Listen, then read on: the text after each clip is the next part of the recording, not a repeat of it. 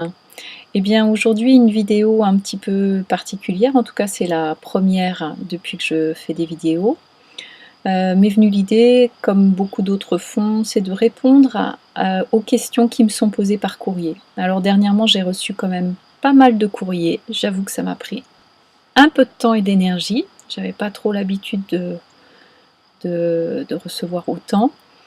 Et là, eh bien, il y a le courrier de Xavier auquel j'aimerais répondre. Voilà, je lui ai dit que je ferais comme ça pour répondre. Et donc, j'invite les personnes qui ont des questions à me les poser par écrit. Et j'y répondrai volontiers lors de vidéos.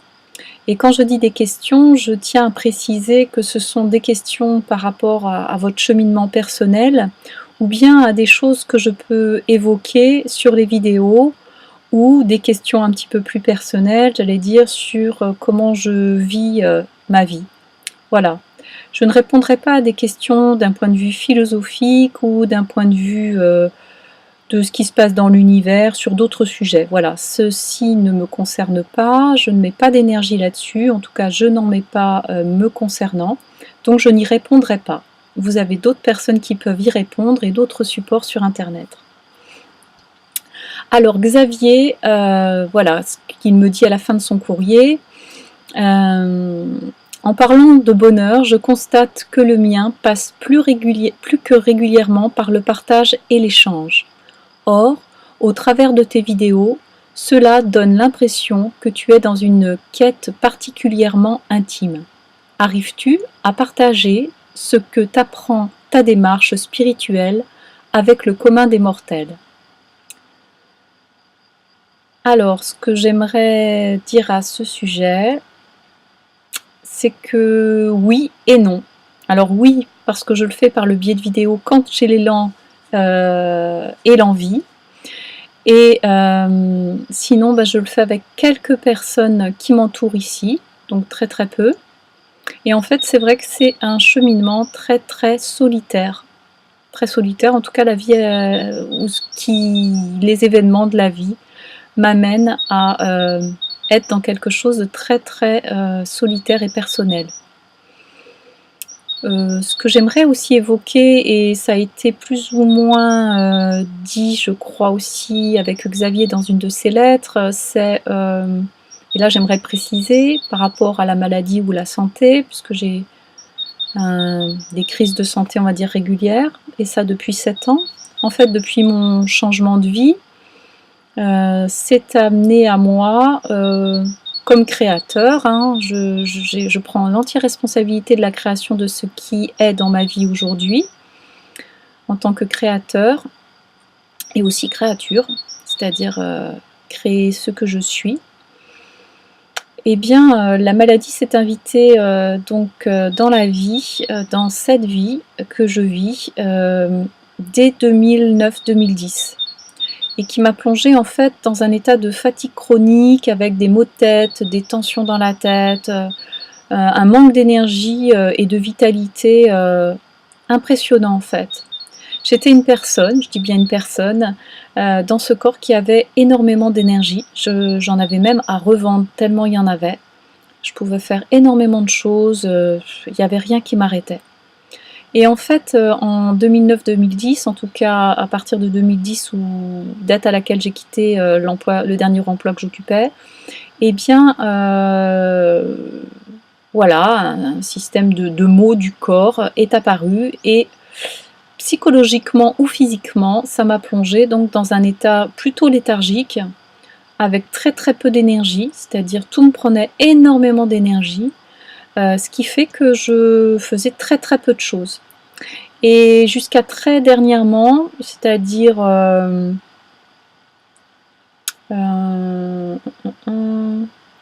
oui, après mon retour du Portugal, donc où j'ai rencontré ce maître Gangamira, et là il y a quelque chose qui s'est passé, un point de vue physique et aussi un point de vue au niveau de l'esprit. Eh bien, j'ai été complètement dégagée de ces maux de tête. En tout cas, de cet état un petit peu de léthargie, et j'avais l'impression de vivre complètement dans le brouillard assez régulièrement.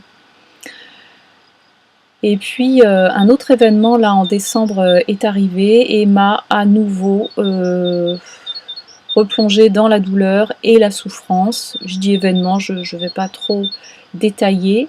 En tout cas, ça m'a fait replonger et encore plus profondément, mais pas profondément dans le sens quelque chose qui serait pas souhaité en fait, même s'il ne l'a pas été vraiment.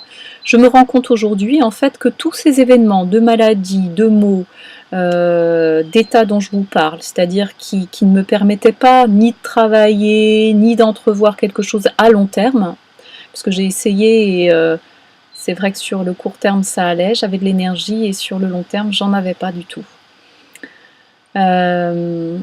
Eh bien ça m'a permis en fait de plonger vraiment dans les profondeurs et de rencontrer qui j'étais vraiment. Donc cette véritable nature dont j'ai parlé dans la précédente vidéo. Voilà, que certains appellent le soi, le divin, la présence divine, la conscience pure, etc. etc.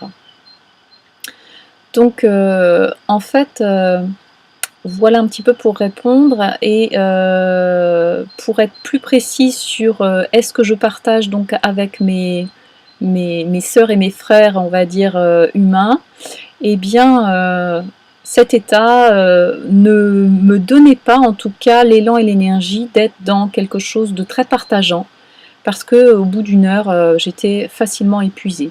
Sauf quelques cas ou quelques périodes qui sont liées, j'ai remarqué, plutôt aux nouvelles lunes et aux pleines lunes, qui soit me plongent encore plus dans la léthargie ou me plongeaient encore plus dans quelque chose de difficile à vivre au quotidien, ou bien me donner plus d'énergie. Voilà. Alors la prochaine question, c'est comment fais-tu pour vivre ce qui semble être une vie frugale, je dirais presque d'ascèse, tout en conservant une vie sociale riche. Alors ce que je lis, Xavier, et là ça me fait sourire, c'est une vie sociale riche. Qui a besoin d'une vie sociale riche? Ben, moi je pensais en avoir besoin. J'aime, c'est vrai, partager avec les autres. Et en fait je me suis rendu compte que la richesse, elle n'était pas dans une vie sociale qui là est jugée riche. Ma vie est riche. En tout cas, je la vis d'une façon qui me permet de goûter à la richesse de ce qui est en toute simplicité. C'est très paradoxal parce que y a des luttes à l'intérieur de moi et je vois il y a plein de mouvements où j'ai envie d'aller à l'extérieur et bien souvent dès que je vois mon état de santé et de fatigue, eh ben, j'annule beaucoup de projets ou beaucoup de choses, même aller en ville, aller dans un village à côté, là où ils ont des choses très intéressantes, des propositions de spectacles ou de rencontres. Eh bien, je me rends compte que j'ai pas cette énergie, en fait. Même là où je vous parle, je me sens à la fois, je sais que tout va bien et à la fois je sens qu'au niveau de la tête, je suis un petit peu fatiguée. J'ai pris le soleil ce matin, je suis allée me balader. Donc le soleil voilà, me procure, je dirais, une espèce de mal-être. En tout cas, accentue cet état de fatigue. C'est paradoxal aussi parce que plus je contacte cet état de fatigue avec le soleil, plus ça me permet d'aller plonger dans mes profondeurs pour rencontrer la lumière qui m'habite ou d'éclairer ce qui reste à éclairer d'ombre et d'incompréhension ou de voile qui masque ma vraie nature. Et donc une vie sociale riche, oui, dans l'absolu c'est très intéressant, mais actuellement, voilà, c'est pas ce que je vis en fait. Et je peux comprendre en fait à l'extérieur, que ce soit Xavier ou d'autres personnes, que cette vie, on la choisit pas en fait. Je l'ai pas choisie. Chaque étape s'est invitée à moi et j'ai juste accueilli ça comme un cadeau. Des fois que je pouvais nommer un peu empoisonné, comme cet événement de décembre ou de l'année dernière, qui ont été très bousculants et remuants. Mais après coup et très rapidement, je savais que tout ceci était amené pour des raisons dont je n'avais pas conscience, mais qui m'amenaient exactement là où j'avais besoin d'aller. Donc en fait, c'est magnifique comment ça se déploie. pas comme on le voudrait, mais comme ça doit être. Et en fait, j'aime le titre du livre de Jeff Foster, Tomber en amour de ce qui est, ou bien le processus d'introspection de Byron Katie, Aimer ce qui est, parce que c'est vraiment là où j'en suis, aimer ce qui est, quoi qu'il en soit, quoi que ce soit, d'une façon très simple. Très simple. Donc que je sois dans une vie sociale que tu pourrais nommer ou qu'on pourrait nommer riche ou pas, ça change absolument rien. Je suis toujours là où je dois être, avec ce qui est. Alors Xavier continue en disant « Mon intérêt pour la permaculture m'a appris aussi que le secret de la réussite passe par la densité et la diversité. » Ben, c'est un point de vue. Moi je peux juste te dire que ma densité et ma diversité, elle est à l'intérieur.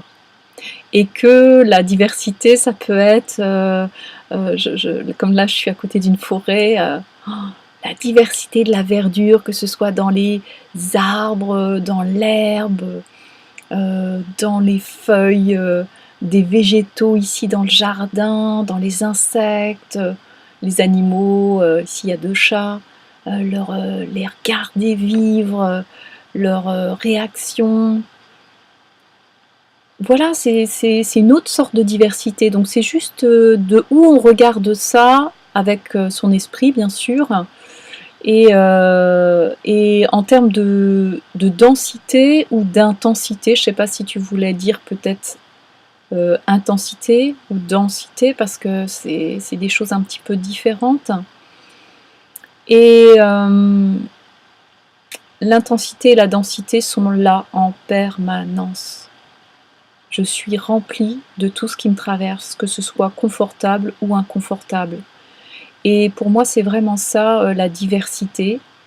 C'est quoi que ce soit. J'ai pas besoin de choses extérieures pour me stimuler. La vie et tout ce que la vie m'amène d'un point de vue connaissance intérieure, c'est-à-dire comment je vis chaque instant avec ce qui me traverse, les pensées, les inconforts, les projections, j'aimerais, les désirs, etc. Eh bien, sont un univers rempli en fait. C'est déjà rempli. Rempli avec tout ça, parce que la présence que je suis est avec tout ça à chaque instant. Donc, et quand tu nommes le secret de la réussite à quel point de vue et pour qui?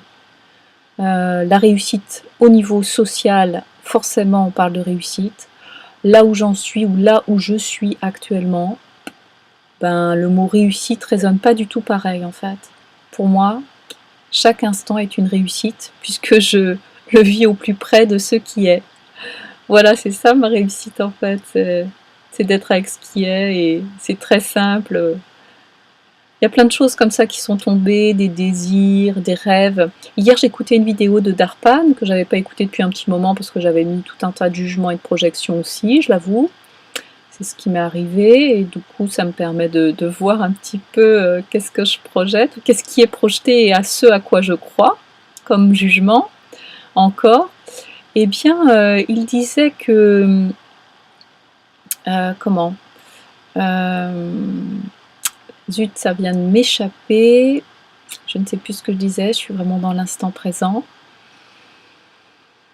C'est pas grave, ça me reviendra tout à l'heure. Alors une autre question, comment est-ce conciliable avec une vie d'introspection? Donc comment une vie, on va dire, riche, etc., sociale riche, avec de la diversité, etc., comment est-ce conciliable avec une vie d'introspection? Ben, j'allais dire, moi je peux pas y répondre, puisque c'est pas mon cas, mais je pense que tout est possible. Hein, c'est une question de regard, donc il n'y a pas de problème. Ah, j'adore aussi, c'est Ken et Brigitte en Soul qui dit qu'il n'y a pas de problème en fait.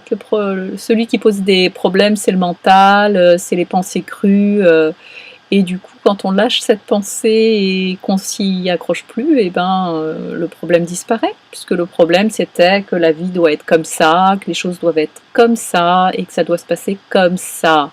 Parce que c'est ce que je veux. Et ben, la vie, c'est pas ce que je veux, c'est ce qui est. Et c'est ça la simplicité, en fait.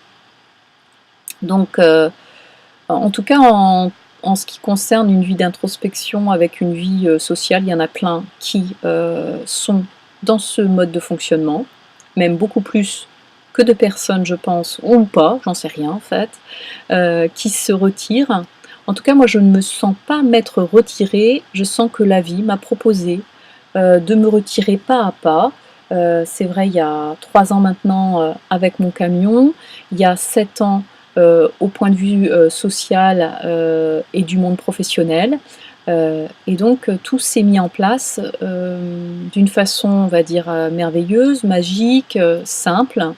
Et je voyais que d'étape en étape, ça me faisait prendre conscience de plus en plus de toutes les croyances et de tout ce à quoi j'étais attachée.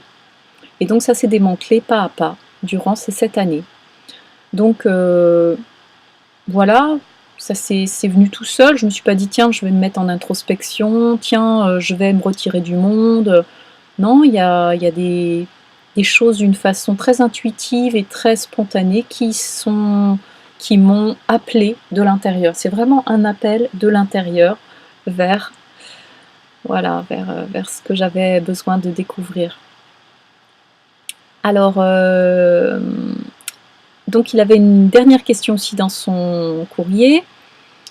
Tu évoquais aussi l'envie de t'exprimer artistiquement. As-tu réussi ou est-ce que ta démarche spirituelle occupe tout ton temps? Alors, au niveau artistique, je me suis exprimée, ça j'ai pu l'évoquer dans une des vidéos il y a 2 ans. J'ai fait pas mal de choses au niveau artistique. Il y a même bientôt 10 ans, j'avais monté un one-woman show en scène avec mon prof de théâtre de l'époque. Pendant 1 an et demi, ça a été une aventure extraordinaire, j'allais dire une thérapie fabuleuse en fait, qui m'a vraiment libérée de plein de choses, sans qu'on mette le mot thérapie, hein, c'était pas le projet, mais c'est comme ça après coup que je l'ai compris en fait, que ça m'avait vraiment accompagnée. Après coup, j'ai fait aussi du spectacle, enfin j'ai monté un autre spectacle seul en scène, j'ai animé du théâtre d'impro. En 2012, j'ai découvert que le son me traversait, que les sons me traversaient. J'adorais chanter, mais là, c'était vraiment les sons purs, ou le plus pur possible qui traversait sans que je fasse aucun effort. C'est-à-dire que voilà, je ne savais pas ce que j'allais chanter et toutes sortes de sons, de résonances qu'on pourrait dire terrestres ou autres me traversaient. Et la danse, ça c'est le point central de ma vie, donc j'ai toujours dansé. Je danse beaucoup moins parce que je me sens beaucoup moins appelée à bouger ce corps en fait, qui a été en fait jusqu'à présent le support pour survivre, je le dis vraiment. La danse et le corps, c'était le support de survie. Aujourd'hui que je vis, j'allais dire, dans cette reconnaissance de qui je suis, je me sens moins appelée à bouger ce corps en fait. Ça se passe autrement, donc voilà, quand l'invitation est là, je suis heureuse de danser de façon soit, j'allais dire traditionnelle ou plus inspirée. Voilà. Dernièrement, là, depuis 3 mois, je peins. Je peins sur grand format, de façon très spontanée et inspirée. J'allais dire, j'ai l'intuition ou l'inspiration qui m'arrive soit dans l'instant, soit un petit peu avant. Et voilà, je me mets devant la toile. Donc moi, c'est du grand papier épais et je peins. Donc avec des gros pinceaux. Je ferai une vidéo spécialement avec les œuvres parce que Xavier m'a demandé donc de partager ça juste après. Partageras-tu le fruit avec nous? Je le fais tout le temps. Sur ma page Facebook, je partage mes œuvres. J'ai aussi un site artistique sur lequel je partage mes œuvres et je les vends si certains veulent les acheter. Voilà. Prochainement, je crois que je vais même faire des formats carte postale ou poster que je pourrais donc mettre, on va dire, à la vente. Voilà. Voilà au niveau artistique est-ce que je pouvais dire pour répondre au courrier de Xavier. Voilà, donc n'hésitez pas à me poser des questions auxquelles je répondrai, et si je ne peux pas répondre, je vous le dirai aussi, soit par écrit, soit par le biais ici de la vidéo. Eh bien, merci à chacun, à chacune, merci pour votre écoute. J'espère que voilà, ce que je fais d'une façon très simple, libre et spontanée, peut vous nourrir, vous éclairer, d'une façon ou d'une autre. Voilà, je vous souhaite vraiment le meilleur et je vous dis à très bientôt. Belle journée, hein.